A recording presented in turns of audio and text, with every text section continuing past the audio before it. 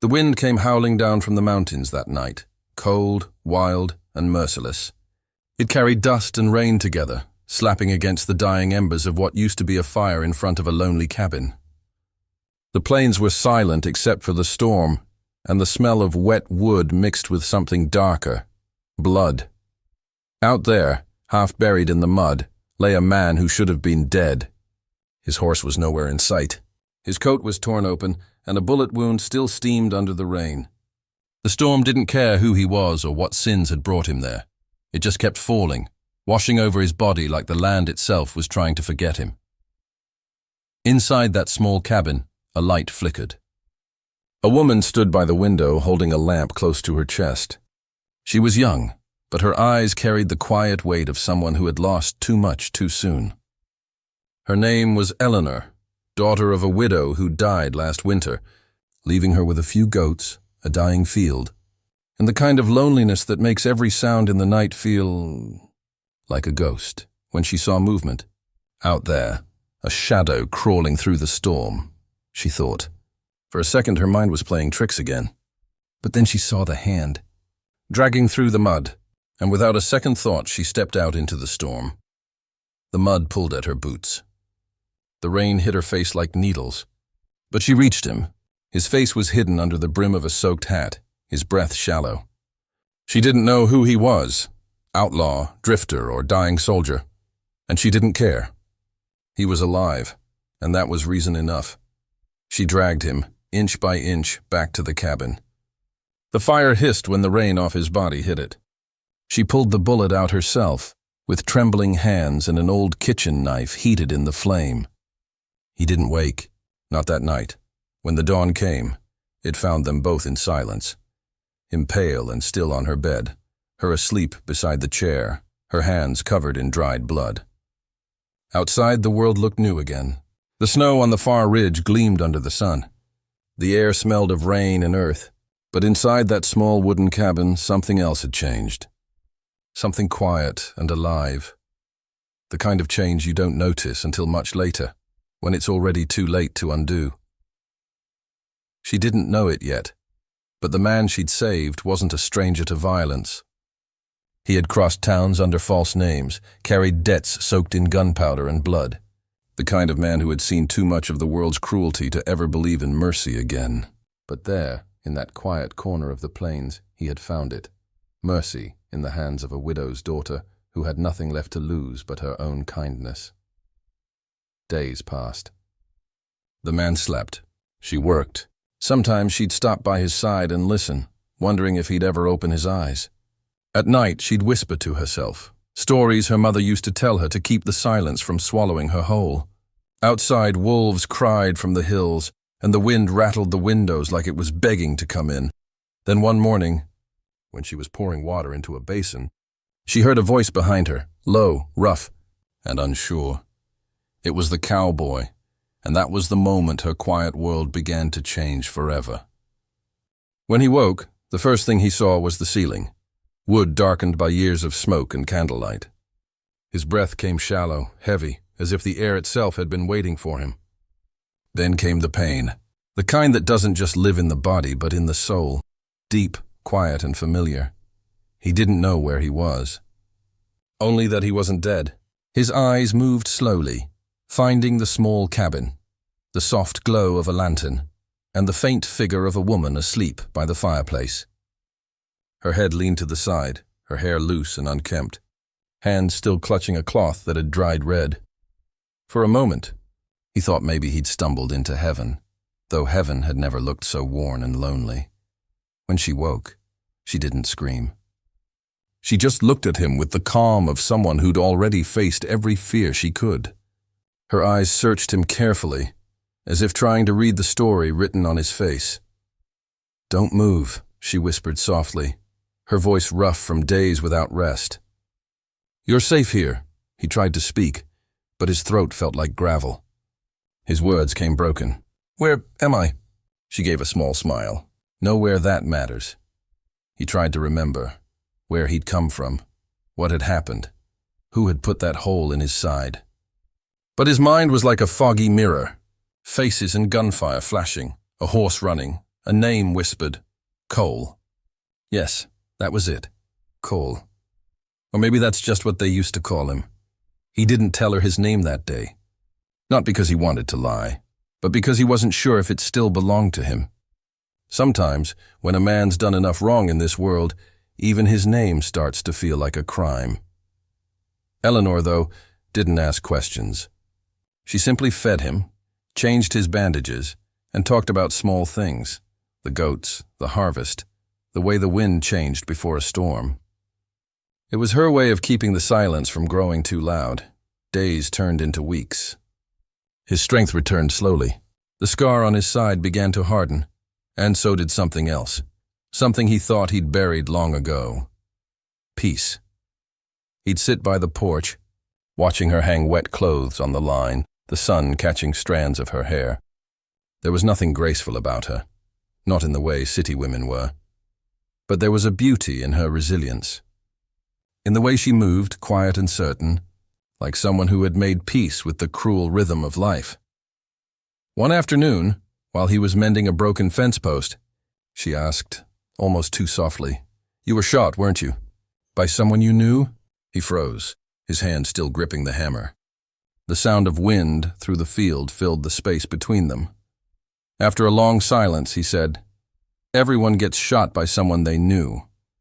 One way or another, she didn't ask again, but that night, when the wind picked up and the lantern flickered, she found him outside, sitting on the porch, staring at the horizon as if expecting ghosts to walk out of the dark, and though she didn't know why, she felt something inside her shift, like the earth itself had decided to start turning in a different direction. In the days that followed, he began to help her, chopping wood, fixing the door, tending to the animals. He said little, but his silence was never heavy. It was the kind of silence that felt safe. Sometimes she'd catch him watching her from across the field, not with desire, but with a strange, protective sadness. The look of a man who's seen too much death and doesn't quite know what to do with life anymore. And slowly, without either of them noticing, the cabin began to feel less like a place of ghosts and more like a home. But peace, in the Wild West, never lasted long, because one evening, just as the sun was bleeding into the horizon, they both heard it, the sound of horses in the distance, and when Cole's eyes darkened, Eleanor knew. The past he'd tried to leave behind had finally found its way to her door. The first sound was faint, just hooves echoing against the valley floor, slow and steady, like thunder too far away to fear. But Cole heard it long before she did. A man who's been hunted learns to recognize the rhythm of pursuit, the way danger breathes before it speaks. He stood by the porch, his face still as stone, watching the horizon bleed red beneath the dying sun. Dust clouds rose in the distance, turning gold under the last light. Eleanor stepped beside him, clutching her shawl against the cold. "Riders?" she asked. He nodded once. "3, maybe 4. Moving fast." She looked at him, eyes wide, trying to read what his silence meant. But Cole's silence was a wall, built from years of guilt and the things he'd done to stay alive. That night, the cabin was darker than usual. No fire, no light, just shadows breathing against wood. Cole sat by the window, cleaning his gun with slow precision. Eleanor stayed close, pretending not to be afraid. He hadn't touched that weapon since the day she pulled him from the storm. She knew what it meant now that he had. "Cole," she whispered, her voice trembling. "Are they looking for you?" He didn't answer right away. He didn't have to. The look in his eyes was enough, that hollow stare of a man who'd run out of places to hide. Finally, he spoke. "They're not just looking for me. They're finishing what they started."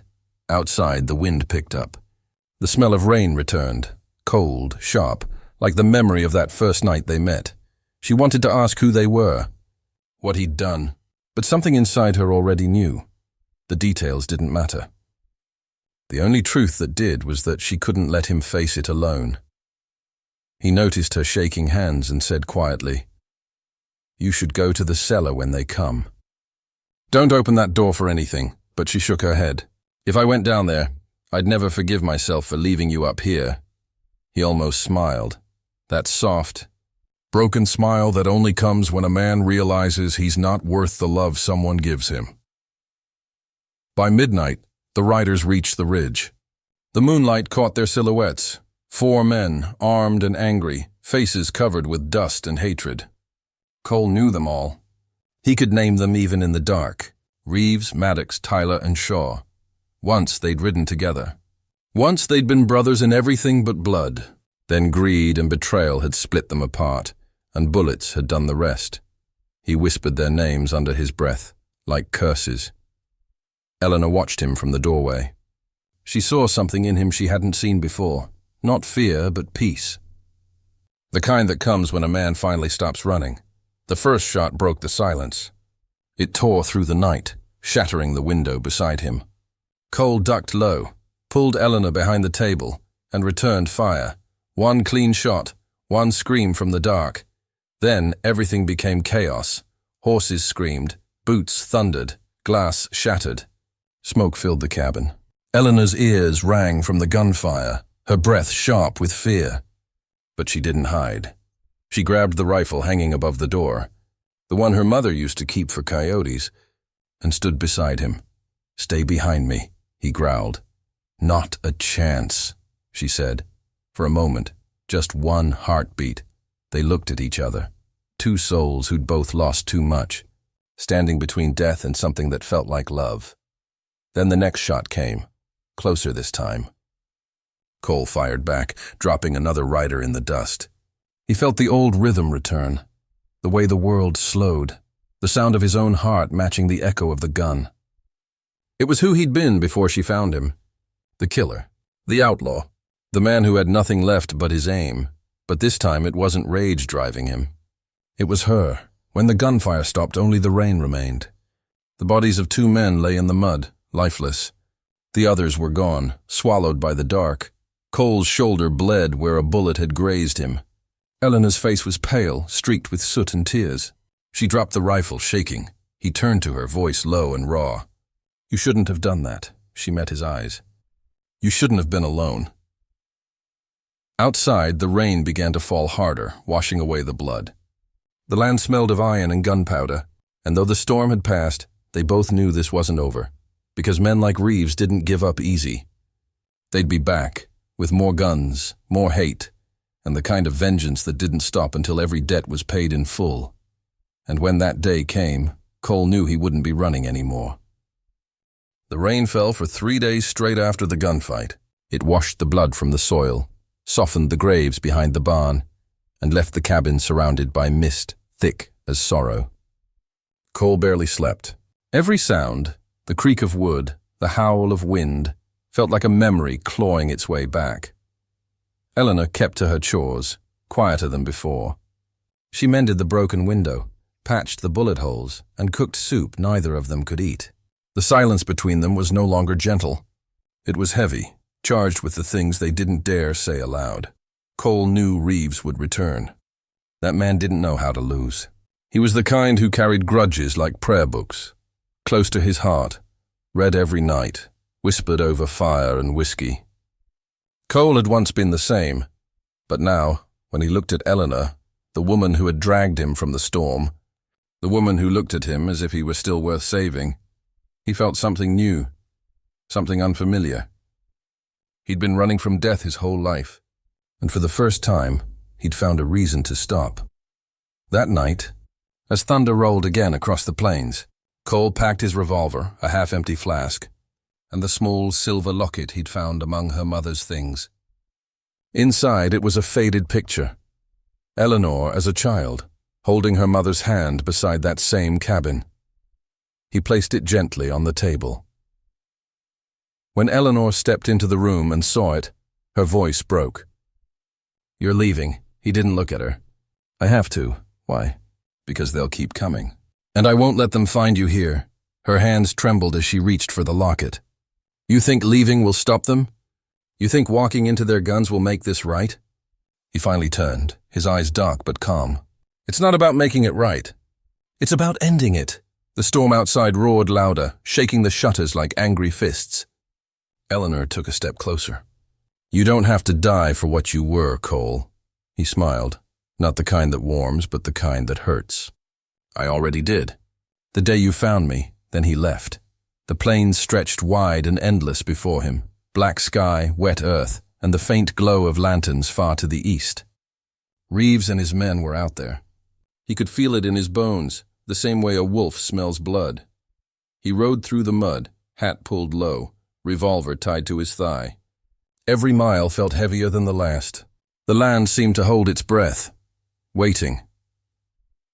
By dawn, he reached the old river crossing, the one where he'd once made a promise to Reeves years ago, back when both of them still believed they'd live forever. That was where it would end. He dismounted and waited. It didn't take long. The sound came first. 4 horses, 4 shadows cutting through the fog. Reeves rode at the front, his grin sharp and cruel. "Well, look who crawled out of the grave," Reeves spat, pulling his coat back to show the gun at his side. "You got a woman now, Cole? Must be nice. Shame she's gonna bury another man before winter." Cole said nothing. He just stood there, steady as stone, the rain dripping from his hat. "Let her go," he said finally. "She's got nothing to do with this," Reeves laughed. "You should know better, brother. Everyone's got something to do with this." The guns came out like lightning. The sound of the first shot cracked through the valley, sharp, clean, final. Cole dropped one man before the others even drew. He rolled behind a boulder, mud splashing his coat, bullets biting the air around him.